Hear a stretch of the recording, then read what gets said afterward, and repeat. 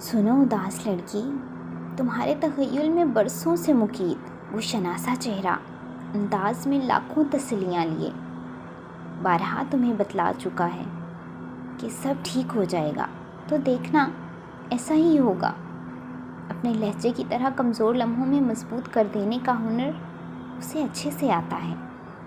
تمہاری گالوں پر بہتے یہ لگاتار آنسو اگر اپنی حد پر بند نہ بھی باندھ پائے تو اس کی سحر زدہ کرتی نگاہیں تمہاری آنکھوں میں چمک کے دیے جلا کر انہیں خود بخود سیراب کر دیں گی۔ سنو، کبھی بھی خود کو بے سہارا سمجھنے کی بھول مت کرنا، وگرنہ اس کا حدت دیتا لمس تمہیں اپنی ذات میں مغرور بنا دے گا۔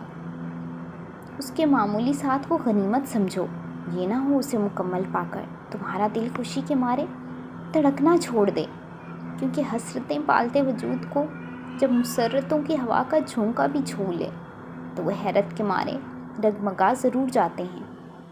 اسے تھوڑا تھوڑا محسوس کرنا، جس سے شفا دیتی دوا کو وقفے سے لیا جاتا ہے، تبھی تو وہ اثر رکھے گی۔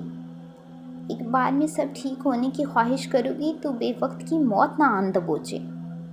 اب کون سے احساس کو خود پر حاوی رکھ کر کس جذبات کو کیسے بیان کرنا ہے، یہ خود تم پر ہے۔ سنو پاگل لڑکی، تم عشق کو آنکھوں میں بسائے اس کا احساس سدا پاس رکھنا، دل میں امید لیے دعائیں اپنے ساتھ رکھنا۔ زمانے کے ہر رنگ کو چاہے خود پر اوڑھ لو، مگر لہجہ اپنا شفاف رکھنا۔